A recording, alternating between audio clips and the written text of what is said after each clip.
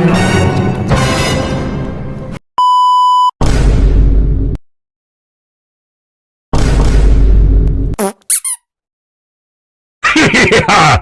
teman-teman, saya dan juga Pak Maher.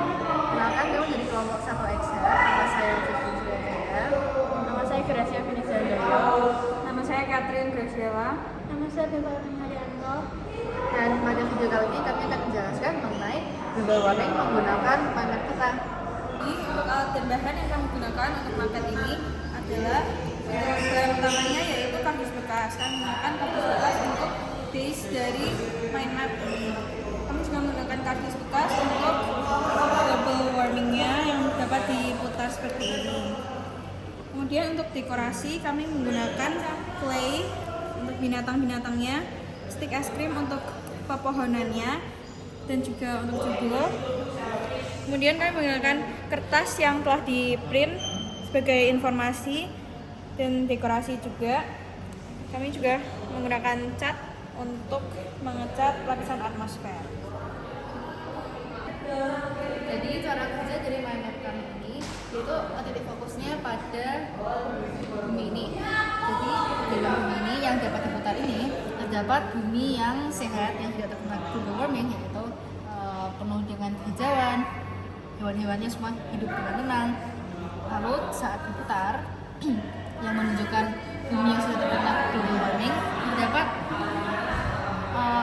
litosfer bumi yang sudah kering dan rusak, langitnya yang penuh dengan gas-gas rumah kaca, pohon-pohon yang sudah tidak dapat tumbuh, dan juga hewan-hewan yang sudah mati. Nah, jadi lapisan atmosfer ini dibagi menjadi 5 lapisan.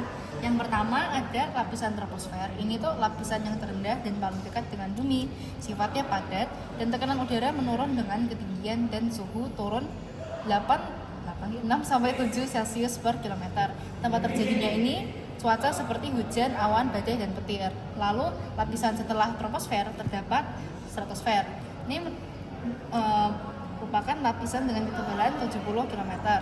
Pada 30-50 km terdapat lapisan ozon yang melindungi bumi dari sinar UV. Lapisan ozon rusak akibat gas CFC, CO2, dan juga N2O. Lalu di atasnya terdapat lapisan mesosfer. Lapisan ini di ketinggian 80 hingga 120 km, suhunya mencapai negatif 81 Celcius. Nah, di lapisan ini meteor terbakar dan hancur. Lalu di atas mesosfer terdapat termosfer yang berada di ketinggian 120 hingga 500 km.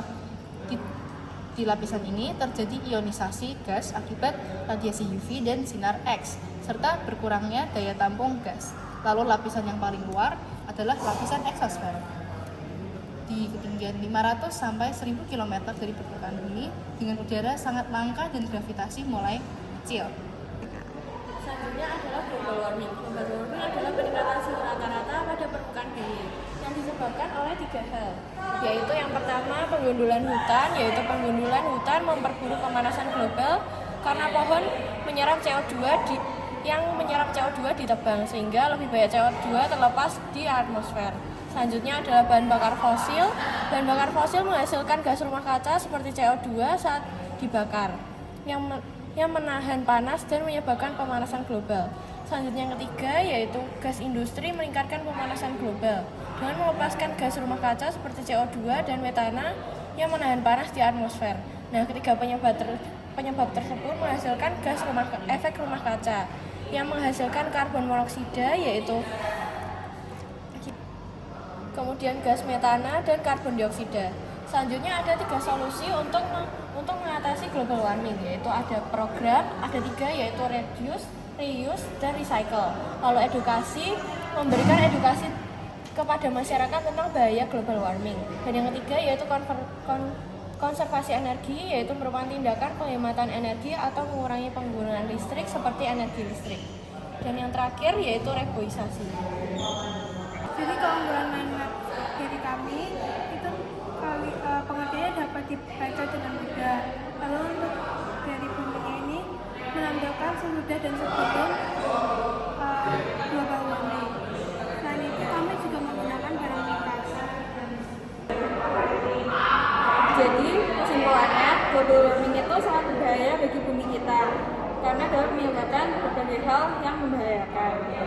Jadi, untuk mencegahnya harus dilakukan reuse, reduce, dan recycle. Sekian dari kami. Terima kasih. Thank you, everyone! Thank you, Elmar! Boom!